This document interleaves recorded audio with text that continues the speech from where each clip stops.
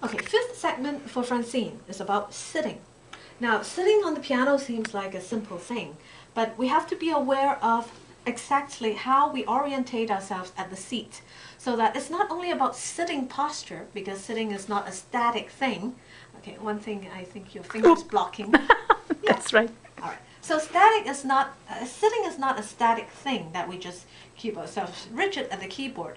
But in order to be able to play all the registers at the keyboard from high to low, we need to have a tremendous amount of coordination at the piano so that we have a very flexible orientation. So we have to describe how we can sit most appropriately.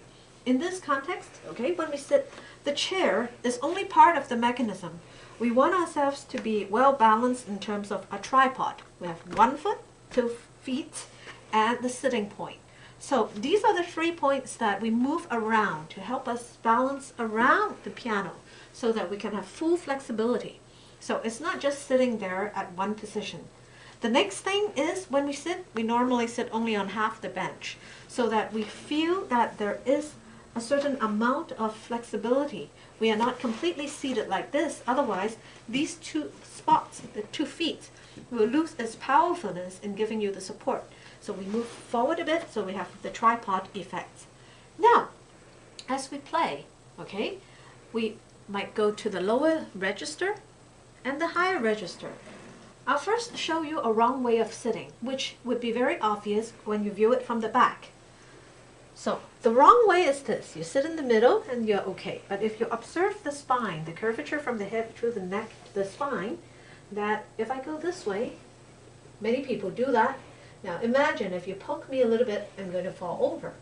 And I'm completely out of balance. Look at the feet too. I'm completely off. And then at the center I'm getting a little better, but at here, and with a little poke, most likely I'm going to fall on the other side. Fortunately, there's another bench on here to catch me. So that the idea is to be able to move around the keyboard without falling while giving ourselves a strong support. So in this sense, when we move to the top, we are gradually moving our center of balance from in the middle to here.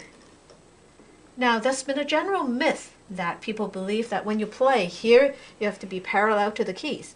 If you do that, you're stretching your muscles here, and again your body will be out of alignment.